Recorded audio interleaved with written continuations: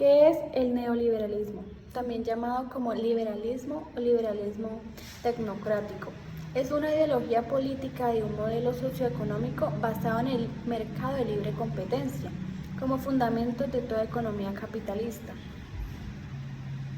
El origen del neoliberalismo surge como reacción a la intervención del Estado como garante de una mayor justicia social, es decir, del Estado benefactor.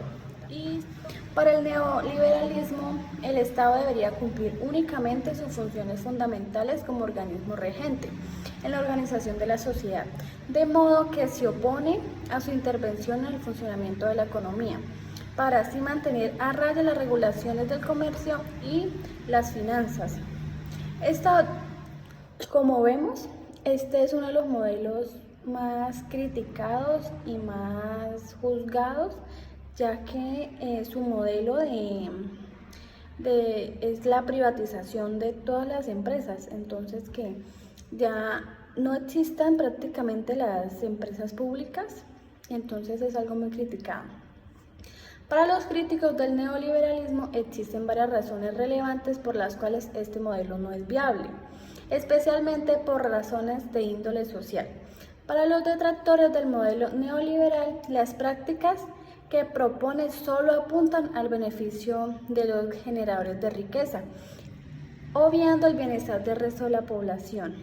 Entonces, ya existen muchos ejemplos en la actualidad de empresas que han privatizado y la verdad es que no les ha ido muy bien porque, como les dije, solo buscan el beneficio de los dueños de las empresas y no toman en cuenta a las personas a las cuales les deben prestar el servicio. En mi punto de vista, creo que se presta bastante en las EPS.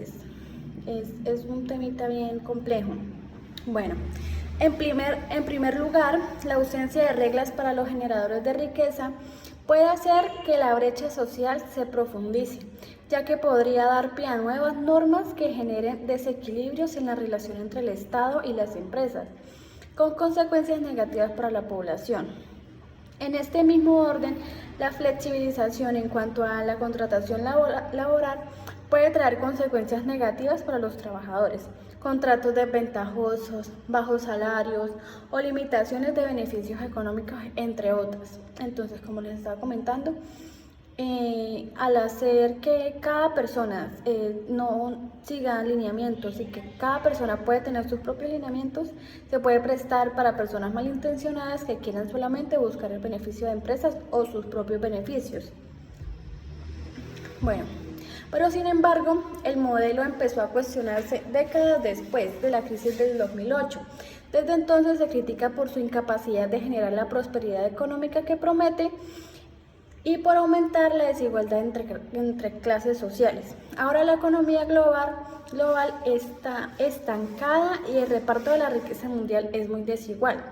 La crisis económica originada por el coronavirus ha acabado de condenar esta doctrina, pues la pandemia ha forzado a estados a volver a intervenir en la economía.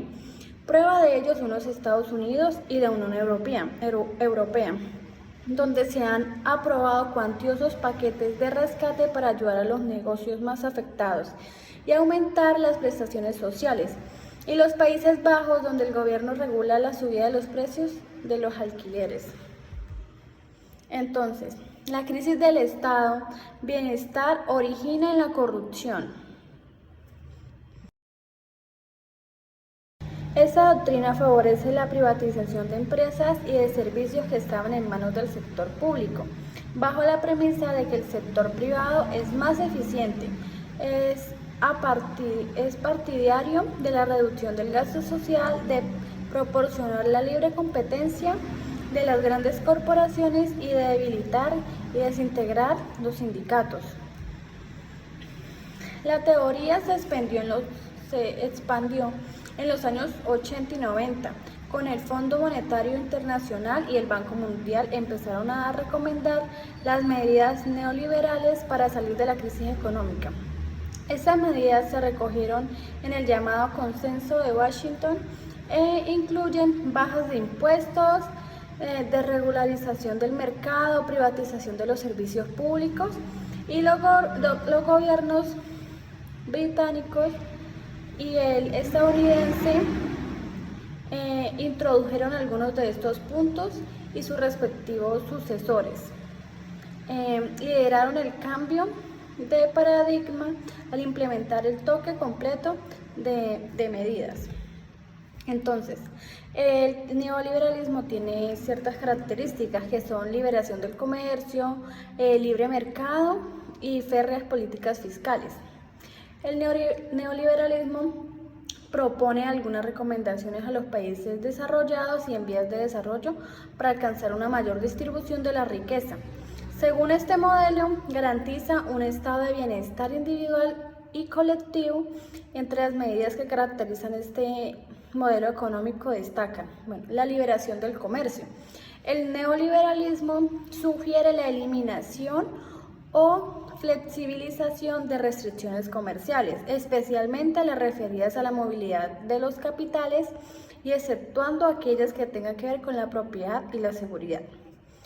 Otro aspecto es el libre mercado.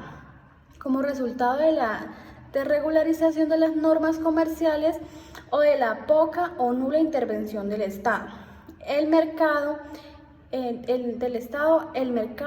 y en un entorno neoliberal. Funciona bajo la ley de oferta y demanda, en el que los precios son acordados exclusivamente entre compradores y vendedores. También tenemos las férreas políticas fiscales. Estas medidas incluirán la reducción del gasto público, la disminución de los impuestos sobre la producción y el aumento de los impuestos al consumo, entre otras reglas. Tenemos la flexibilidad en la legislación laboral.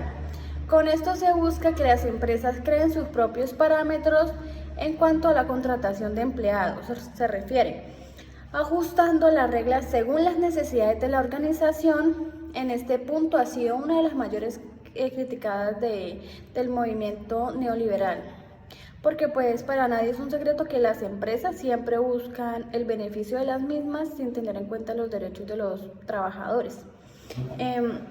Entre estos también encontramos la política monetaria antidevaluatorias. En este sentido, el neoliberalismo propone la restricción de la masa monetaria. El dinero disponible en la economía de un país es la restricción de la masa monetaria y el aumento de las tasas de interés para evitar la devaluación de la moneda. También tenemos la privatización de las empresas públicas. Con esta medida se pretende recortar el gasto público, disminuir la burocracia y aumentar los niveles de eficiencia en la producción y la oferta de servicios públicos. Como vemos, este es un modelo muy criticado, ya que busca que la mayoría de empresas sean públicas, sean privadas